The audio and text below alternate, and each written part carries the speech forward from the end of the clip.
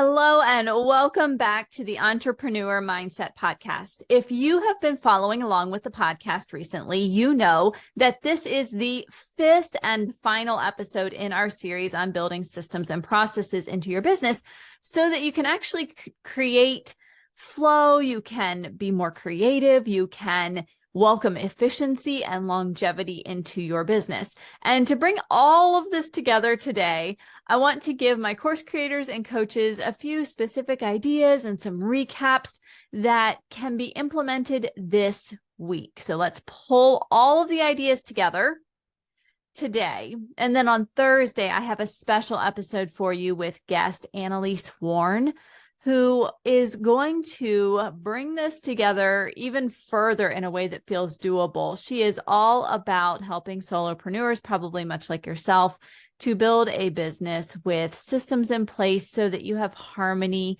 in your work and life. But before we get to that conversation with Annalise, let's tie our own pieces of the puzzle together so that you are ready to absorb Annalise's wisdom and ideas and put those into action later this week. Okay, I was working on our homeschool schedule for the coming year, the key topics that we're going to cover, the new skills that we want to work on during the upcoming year. And to do all of this kind of planning, we pull out this big easel-sized Post-it pad. You know what I'm talking about, the really cool big ones, to map everything out. And we have a system in place because we do this kind of as a family so that everyone's on the same page. We're all in the same boat together. And we have a system for the planning process. But just because we start planning now, because our school year actually starts in the summer, by no means is any of this set in stone, except for maybe math. Math kind of has to happen. In fact, each piece of the information that we add to our Post-it note is actually written on smaller Post-it notes so that we can move them around, we can adjust them, or they can even be completely removed. Having all of this mapped out for the year with our system, we have this process, helps us to streamline things when time gets busier. But it doesn't turn our school year into a robot. We have a lot of flexibility to dig in deeper to concepts that really excite our son. We can skim over the concepts that really aren't resonating and find a different way to cover those ideas later on or in a different way.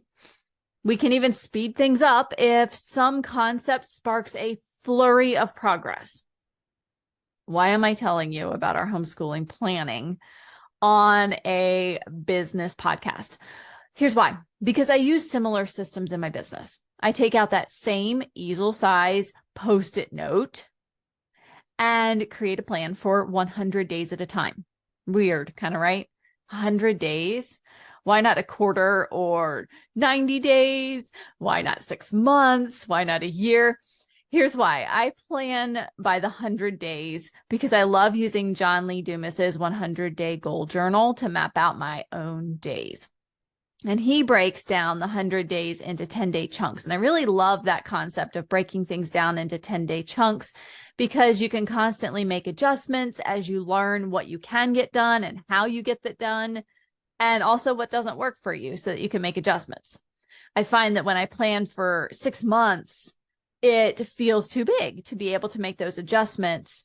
Whereas with John Lee Dumas's 100-day goal journal, really looking at 10 days at a time makes everything a little bit more realistic for me. It's a system that works for me. It helps me keep my focus where I want it to be, but also keeps my expectations, like I just said, more realistic as to what I can accomplish in a day or a week or even in the 100 days.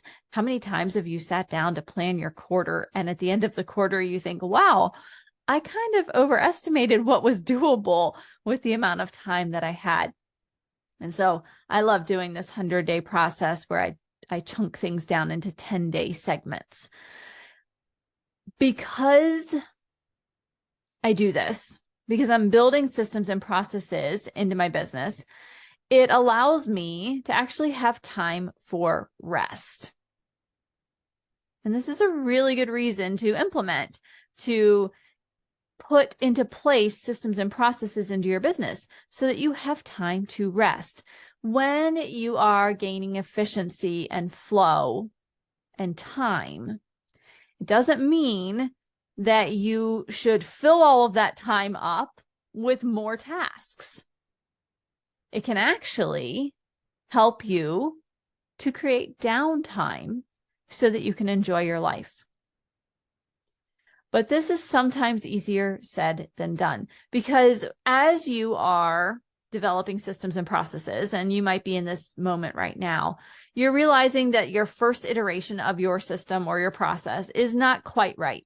And so you're creating, but you're also refining this as you go. And it takes some patience because you have to learn what's going to work and what isn't.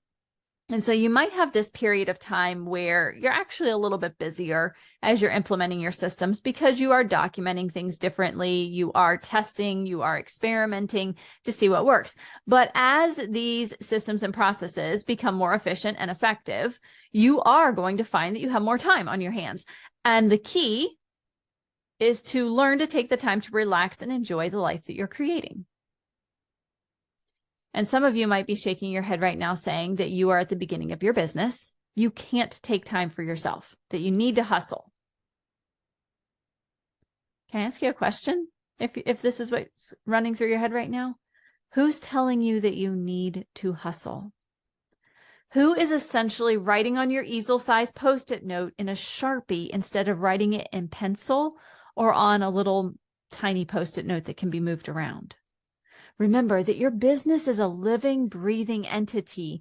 And as such, it needs time for things to be tested, to marinate, to rest.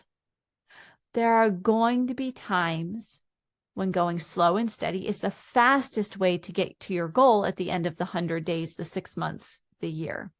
And so it's really a mindset shift. As we've been talking about systems and processes for several weeks now, it really is a mindset shift, I think, from the 9-to-5 concept, that 9-to-5 job where you had deadlines, you had those performance reviews that were tied to your annual raise, bonus structures, and that stuff doesn't necessarily exist in the same way as an entrepreneur. Now, I'm not saying you don't need to work diligently and with focus, just like you did in your 9-to-5. Instead, what I'm saying is that as a business owner, you have to actually be intentional about scheduling time, creating systems for yourself so that you are not working 24/7 on your business. Business tends to creep in to every aspect of our lives as entrepreneurs because we are sitting perhaps in our home office, which is right off the kitchen or right off the kids' bedrooms. And so when you put them to bed, you say, oh, I'll walk into my office and do these few tasks.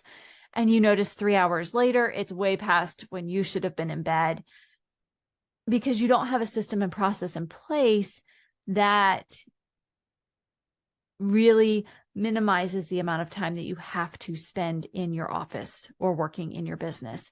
We want to make sure that we're shifting from that mindset of 9-to-5 hustle to entrepreneurial freedom and flexibility.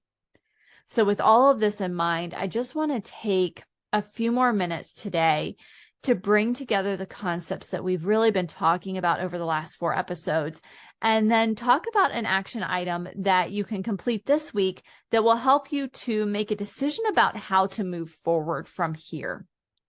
And I think it will also help you prepare for our conversation on Thursday with Annalise, who is going to really blow your mind with some ideas that she shares.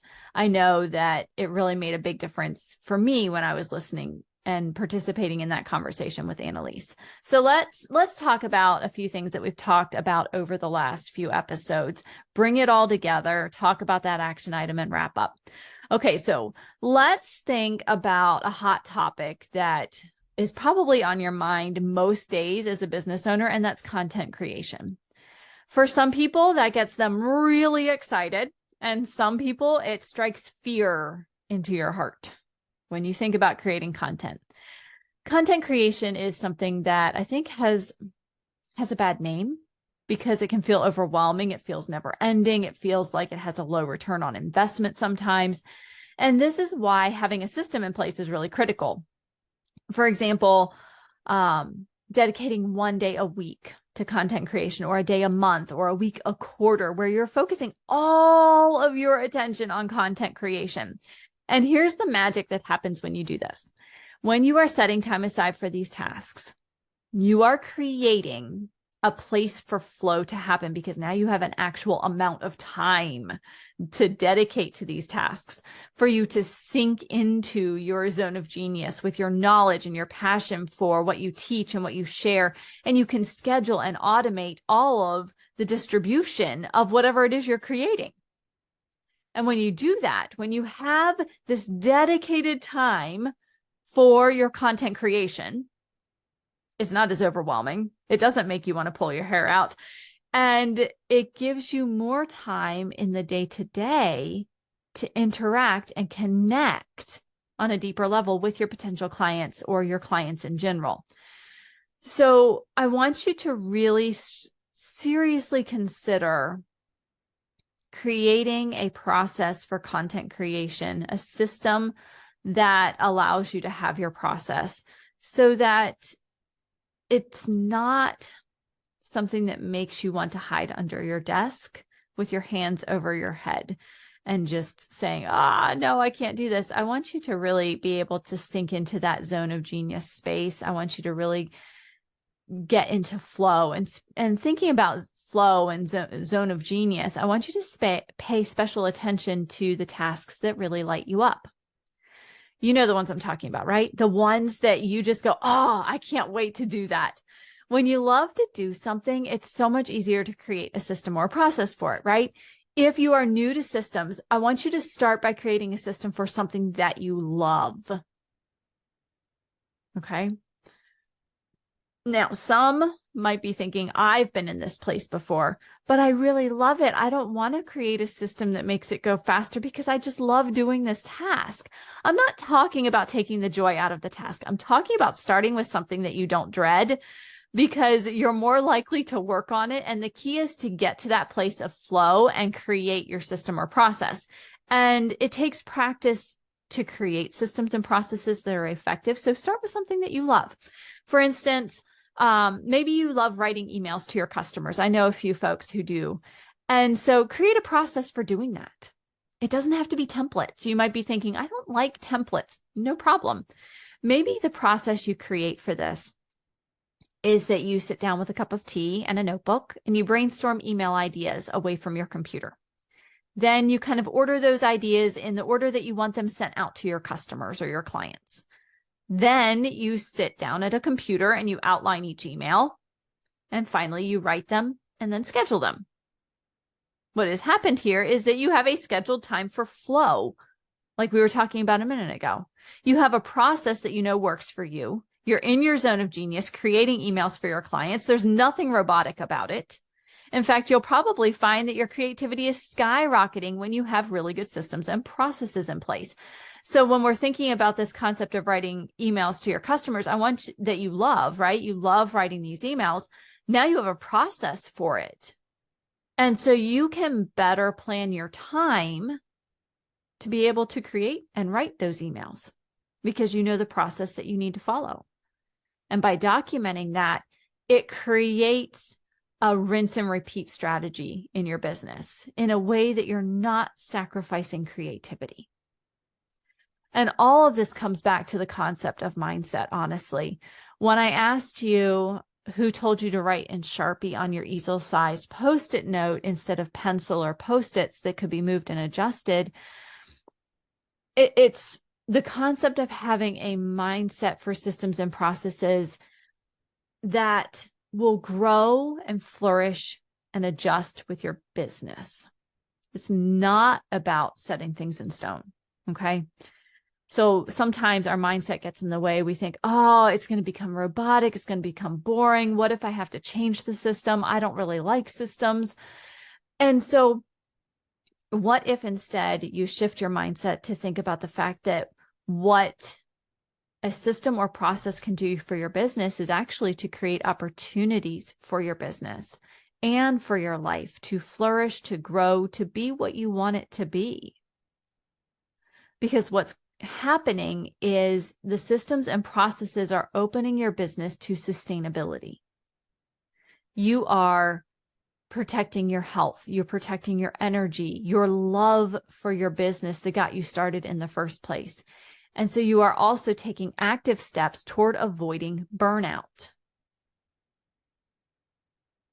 Systems and processes are in place, are there to help you build a business you love and that you're going to love 10 and 15 and 20 years from now, if that's your goal for your business. Okay. So really pulling everything together, we've talked a lot about creating systems and processes that simplify your business, but even more importantly, allow you a space for flow, allow you for the creativity that comes with being in your zone of genius, and having the mindset in place to really work to find these systems and processes that are going to allow your business to flourish. But I know that doing anything new comes with its own set of angst and worry. Let's face it, it's tough to do something new. And sometimes we experience this kind of pushback in our mindset and a little bit of hesitation, maybe even some resistance. So for this week's action item, I want to just focus on one thing. Okay. I want you to evaluate if systems and processes are right for your business. I know we have been talking all along about the importance of implementing systems and processes for the longevity and the sustainability of your business. If you've been following along, you know my thoughts on this. You know that implementing systems and processes is probably a good step forward. And if you've been following along, you've probably already started doing a little bit of this work. But if you're new to the series, maybe you haven't had a chance to implement any processes or systems yet. Regardless of where you are in this moment of systems and processes, the activity that I'm going to walk you through next is going to work for you. So take out a sheet of paper or your notes app, somewhere you can draw, okay? Don't worry, I'm not asking you to draw anything elaborate. I'd like you to draw. I want you to divide your paper into 4 quadrants. So draw a line that's vertical and a line that's horizontal. And that's the extent of the drawing that I need you to do. Okay, you've got your paper divided into 4 quadrants or boxes. I want you to label the left column, so the left vertical, pro, and I want you to label the right column, that right vertical, con. Then I want you to label the top row that you created, not using systems and processes. Not using systems and processes. And I want you to label the bottom row using systems and processes. This is not an ordinary pro-con list, in case you are thinking, man, I've been here before. Pro-cons don't really work for me. This is not a normal pro-con list. This is an opportunity to brainstorm and in a unique way. A lot of times what we do is we take a decision that we're thinking about implementing and we say, what are the pros of implementing this and what are the cons of implementing this? What you may have already noticed about your sheet of paper is that we are, yes, going to talk about the pros and cons of using systems and processes in our business, but there's another half of this activity that really is an eye-opener. So I want you to actually write down the pros of not using systems and processes in your business. I want you to write down some of the cons of not using systems and processes in your business. Then, and I want you to kind of do that first because it's sometimes a little trickier to do that piece of it. And I don't want what you write for the pros and cons of using systems and processes to influence it. So start with not using systems and processes. Once you have those pros and cons kind of outlined, I want you to go down to the bottom row and I want you to list out all of the pros and cons of using systems and processes in your business. Why? This balanced sheet is going to help you make a decision for you and your business, your needs right now, as to whether systems and processes are something that you should be focusing on in this moment. The great news is that this series on systems and processes is going to be there for you whenever you're ready. So as an entrepreneur, as a course creator, as a coach, as a business owner, every single one of you is different. And ultimately, you have to implement the ideas that are right for you right now.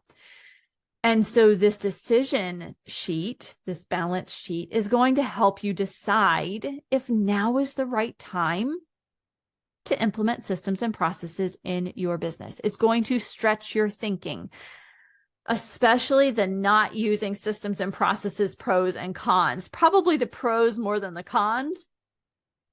So I want you to find a chunk of time in a quiet place so you can actually think. See what pops up for you in terms of these pros and cons for both halves of the paper. It is critical that you work in all four quadrants here. Don't just do half of it. You'll only get half of the picture. Okay. So that's your action item for today. I want you to really evaluate for your business whether systems and processes are right for you right now. If you decide that they're right for you right now, then go back and review some of the previous episodes in this series to get started on creating systems and processes. If you've already started creating them, keep going, keep refining. And if you decide that right now is not the time for systems and processes in your business, maybe you've got something going on in your life and you cannot devote the time to systems and processes in your business, that's okay. These episodes will be here when you are ready. So there you have it. Today, we kind of reviewed the benefits of putting systems and processes into place for your business with an eye toward flow, creativity, and creating space for your content creation. But we talked about the fact that this is really not a one-size-fits-all approach, and your action item will actually help you to gain clarity on whether or not now is the right time to create systems and processes in your business.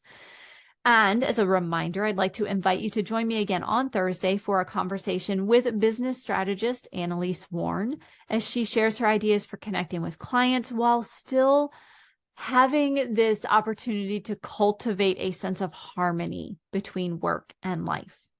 And as always, if you found this episode helpful, don't forget to subscribe and to leave a review. So I'll see you back here on Thursday for another episode of the Entrepreneur Mindset Podcast, where a focus on mentoring, community, and implementation removes the overwhelm of building your successful and profitable business and adds in a dose of momentum. Until next time, have a healthy, safe, and happy week.